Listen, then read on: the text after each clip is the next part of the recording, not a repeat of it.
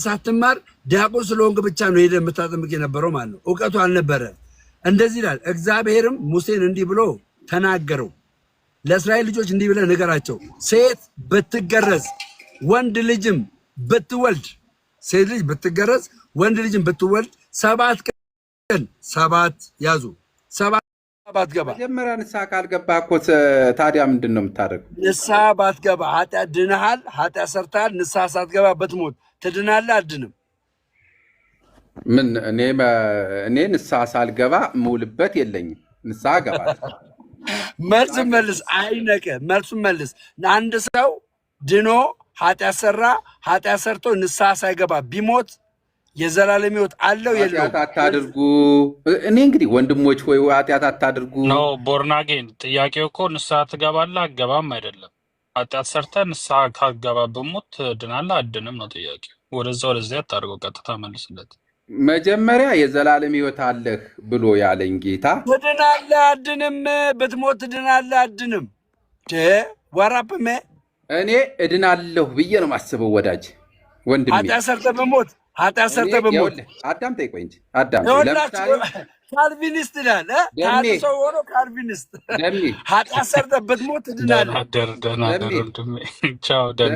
ሰርተህ ብትሞት ትድናለህ። እግዚኦ ማርነ ክርስቶስ። አንዴ አዳምጠኝ እንጂ እግዚኦ ማርነ ክርስቶስ። አዳምጠኝ። እሺ አሁን ዛሬ አሁን ኑሬያለሁ፣ አምኛለሁ፣ የዘላለም ሕይወት አለኝ ብዬ እሄዳለሁ።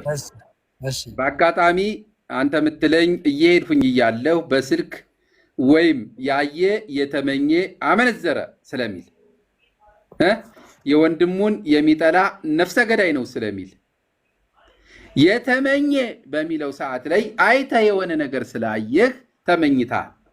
በዛን አጋጣሚ በመኪና ተገጭተህ ብትሞት የት ነው የምትሄደው ብትለኝ አንተ አንድም ነገር በሕግ ልትድን እንደማትችል 100% እርግጠኛ ነኝ። ያየህ ሳትመኝ ከዋልህ የምታየውን ወንድሙን የሚጠላ ነፍሰ በጣም ሕግ እኮ እንደማትችል 100% ተጽፎልሃል። ሕግን ልሽር አልመጣሁም አለ ኢየሱስ። አይደለም ኢየሱስ ለምንድን ነው የመጣው? ሕግን ልሽር ካልመጣ አንተ በሕግ ስራ ጥላ ውስጥ ነህ አይደለም? አዳምጠኝ፣ ይኸውልህ በሕግ እንደማትድን ተጽፎልሃል። ሕጉ እና ለምን ሕግን አልሻርም? ክርስቶስ ኢየሱስ ለምን ሕግን አልሻርም? ሕግን አልሻረም አይደለም፣ ይኸውልህ ሕግን ለምን አልሻረም? ኢየሱስ ክርስቶስ ሕግን ለምን አልሻረም? ወንድሜ አልሻረም፣ ፈጸመ እንጂ ሕግ ለምን አልሻርም? ቃል በቃል እኮ እኔ ሕግን ልሽር አልመጣሁም ብሏል። ቃል በቃል ስለማንችለው ነው እኮ በሕግ መዳን ያልቻልነው። ግን ሕግን ልሽር አልመጣሁም ማለት ያ ሕግ አንተ መፈጸም እንዳለብህ ነው አሁን መከራ የምታየው። ቆይ አዳምጠኝ። ሕግን በዚህ በአዲስ ኪዳን አዳምጥ ወንድሜ። ሕግ በአዲስ ኪዳን አዳምጠኝ። ሕግ በአዲስ ኪዳን የሚፈጸመው በምን እንደሆነ ታውቃለህ? በጸጋ ነው የሚፈጸመው። አንተ ግን ከጸጋው አልፈ ከጎደልክ የዘላለም ሕይወት አይኖርህም። ጸጋ በእምነት ነው ያዳነን። ይኸውልህ አንተ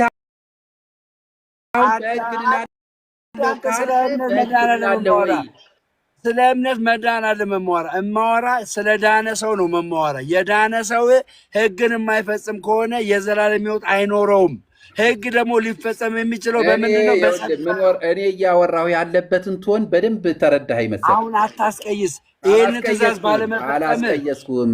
ስለዚህ አንተ ምን አልክ? ኃጢአት ብሰራ ብሞት የዘላለም ሕይወት አይደለም። ኃጢአት እንስራ ብዬ አላልኩም። መጽሐፍ ቅዱስ እንድትሰራ አይልም።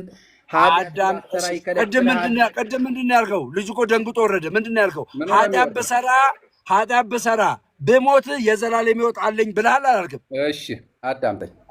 እኔ ላንብብልህና መጽሐፍ ቅዱስ የሚለውን ካላልህ አመፅ ነው። መጽሐፍ ቅዱስ የሚለውን ደግሞ ማለት ጽድቅ ነው። መጽሐፍ ቅዱስ የሚለው ይኸውልህ ሰው በስራው እንዳይድን ኢየሱስ ክርስቶስ እንደመጣ ሁሉ አንተ እኔ ስለ ኢኒሻል ሳልቬሽን አለ የማወራ በጌታ በኢየሱስ ስም ስለ ኢኒሻል ሳልቬሽን ሳይሆን የማወራ አንድ ሰው ከዳነ በኋላ ያለውን ነገር ነው የማወራ። የታመጣበት ኢኒሻል ፋይናል የምትለው ደግሞ ያመጣው አንድ ሰው ከዳነ በኋላ ስለ መጀመሪያ ድነት አለ የማወራ። በቃ ከዳኑ ይዳኑ ነው። አሁን ድኛለሁ ኖርበት። ስለዚህ ከዳንክ ከሆነ ማለት ነው ትእዛዝ ባትቀበል ትእዛዝ ባታከብር አንተ የምትጠብቀው እንደ መዳንህን እኮ በስራ ስላላመጣው አንተ አይደለም በስራ የምታስጠብቀው። ቦርዳጌን በእውነት በጣም ሼም ነው። ኧረ በስመ አብ አንተ በጣም ሼም ነው። ቆይ አንተ ያመጣው እንደ ይመዳል በነፃ እንዲሁ በነፃ ያመጣውን በስራ እንዴት ልጠብቀው ትፈልጋለህ? ቴንኪው በስራ የማመጣው ማለት ነው እምነት ያለ ስራ የሞተ ነዋ። እምነት ያለ ስራ ምንድን ነው? እና በስራ ገልጠዋለሁ አልኩ። አንተ እኮ ኃጢአት ያልኸኝ እኮ አሁን መኪና ላይ ስራ ብሎ የተጠራሁበት አዲስ የተወለድሁበትኝ በአዲስ ህይወት የተቀበልሁበት ነው። ስራ ከዛ ውስጥ አንዱ ለኪዳን የገባላቸው አለ። ለምሳሌ ያክል ኪዳን የገባላቸው ይሄ ኪዳን ግን ይዞሃል። በቃ ምን ኪዳን ነው እየዞር ትእዛዝ ማቴዎስ 10:42 ትእዛዝ አላቸው አይደል? ነቢይን በነቢይ ስም የሚቀበል ለዋጋ ነው የሚያወራው እሱ። አዳምጠኝ። ጻድቅን በጻድቅ ስም የሚቀበል ገባ። ይሄ ትእዛዝ ነው። ይሄን ትእዛዝ አለመፈጸም ኃጢአተኛ ያደርጋል አያደርግም? ይሄ ዋጋ ነው። ለሰራው እንደሰራው ነው የሚከፈልህ። አለመቀበል ግን ኃጢአተኛ ያደርጋል አያሰጥም አትበል። እንዴ ምንድን ነው የምታወራው? ቆይ ተምታቶብሃን ሁለቱ እኮ ወንድሜ። ይህን ትእዛዝ አለመቀበል ኃጢአተኛ ያደርጋል አያደርግም? ኃጢአተኛ አያደርገኝም። አንተ የእግዚአብሔር ትእዛዝ ነው አይደለም? እሺ አሁን አንተ ወንጌል እየሰበክ ነው። አንዱ ሰው ጋር ነው ወንጌል እየሰበክ የእግዚአብሔር ትእዛዝ ነው። ምንድን ነው? አዳምጥ። ቀደም የእግዚአብሔር ትእዛዝ ነው ብለኸኛል አይደለ? አላልክም? ቦርናጌት አውራ ችግር የለም። መጀመሪያ እመንልኝ። ይሄኛው ማቴዎስ 10:42 የእግዚአብሔር ትእዛዝ ነው አይደለም? አጭርና ግልጽ ነው አይደለም? ስጡ ብሎ አዝዟል። በስም አንድ ሰው ስጡ ብሎ ታዞ ባይፈጽም ኃጢአተኛ ነው ኃጢአተኛ አይደለም? ኃጢአተኛ የሚባለው በክርስቶስ አለማመን ነው አልኩ። መጽሐፍ ቅዱስ የሚለው ጤና ይስጥልኝ። አክሱም እና አሌክስ ሰላም ናችሁ? ሰላም ላንተ ይሁን ወንድሜ፣ እንዴት ነህ? እግዚአብሔር ይመስገን። አክሱም ይቀርሞታል። አክሱም ጽዮን ሰላም ኖት? እንዴት ኖት? ይፍቱኝ ባርኩኝ። እግዚአብሔር ፍታማ የሰራ ኃጢአት ሰላም ነው? እግዚአብሔር ይመስገን ሰላም ነኝ። ተክለወልድ ሀብተወልድ ሰላም ነው? ሰላም ነው አለ ለእግዚአብሔር ይመስገን። እንዴት ነው? ያው ደህና ነን አለ። እንዴት ናችሁ?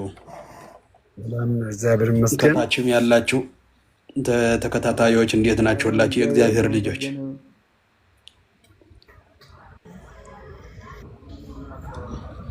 አሌክስ ጤና ይስጥልኝ ወንድማችን አሌክስ ሰላም ነው?